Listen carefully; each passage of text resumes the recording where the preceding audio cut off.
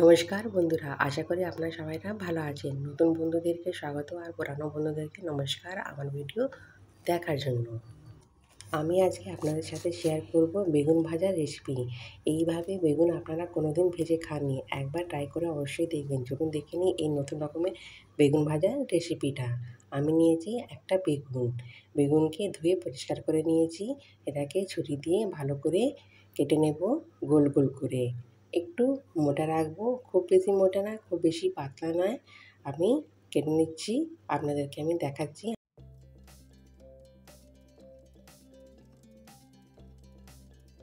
দেখুন বন্ধুরা, আমি বেগুন কেটে নিয়েছি, আপনাদেরকে দেখাচ্ছি আমি বেগুনের স্লাইস কেমন করে কেটেছি। খুব মোটা না আর খুব পাতলা না। এবারে আমি এতে দেবো 1 চামচ মতন কর্নফ্লোর, বড় চামচ নিয়েছি 1 চামচ। আর দিচ্ছি এতে নুন, আর দেব গোলমরিচ গুঁড়ো, দিচ্ছি পাস্তা মশলা। খেতে খুবই টেস্টি লাগে পাস্তা মশলা দিলে, আপনারা ম্যাগি মশলাও ইউজ করতে পারেন। এবারে ভালো করে হাত দিয়ে মিশিয়ে নেব।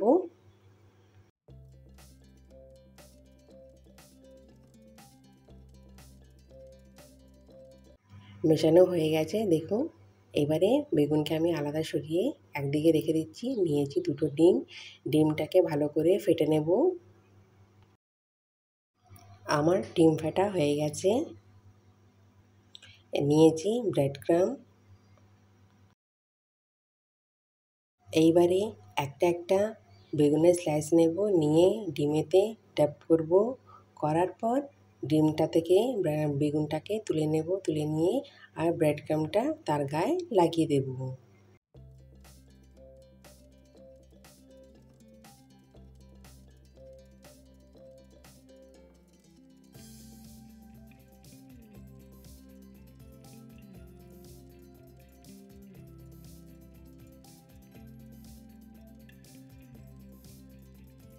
এইভাবেই আমি সব কটা বেগুনের স্লাইসগুলো রেডি করে নেব। বন্ধুরা, এই বেগুন ভাজাটা একবার নিশ্চয়ই ট্রাই করে দেখবেন, খেতে খুবই দারুণ লাগে। বেগুন ভাজার থেকে এটা আপনাদের ভালো লাগবে, আর বাচ্চাদেরও খুব সুন্দর লাগবে খেতে। চার সাথেও খেতে পারেন আপনারা, আর মনে হয় যদি ভাত দিয়ে খাবো, গরম ভাত ডাল সাথে খেতেও পারেন। আমি এবারে কড়াতে তেল গরম করে নিয়েছিলাম। একটা একটা করে বেগুনের স্লাইসগুলো আমি ধীরে লো ফ্লেমেতে ভেজে নিচ্ছি। এপিট ওপিট করে ভেজে নেব।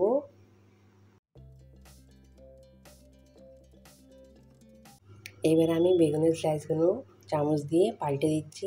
একদিকে লাল হয়ে গেছে, আর একদিকে একটু লাল করে ভেজে নেব। দেখুন ভাজা হয়েই গেছে। এবারে আমি একটা একটা করে বেগুন ভাজা বার করে নিচ্ছি।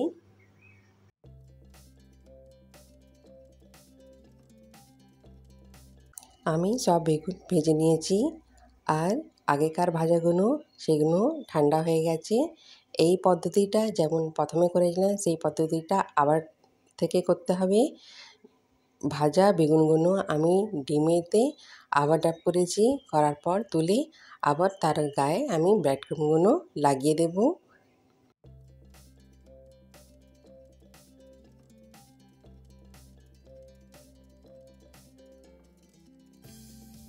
বন্ধুরা, ব্রেড ক্রাম্বগুলো লাগানো হয়ে গেছে। এবারে তেলেতে আবার আমি লো ফ্লেমেতে আর একবার ভেজে নেব।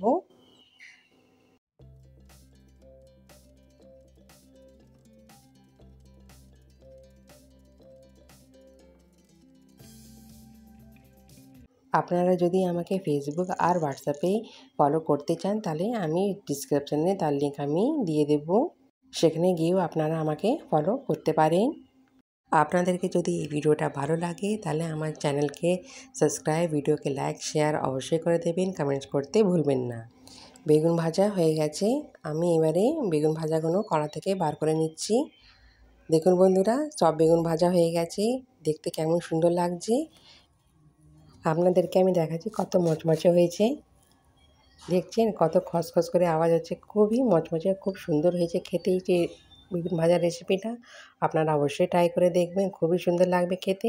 যদি ঘরের লোকজন আসে তাহলে আপনারা এটা নিশ্চয়ই ট্রাই করে খাওয়াবেন। আমি আসবো অন্য ভিডিওর সাথে। নমস্কার।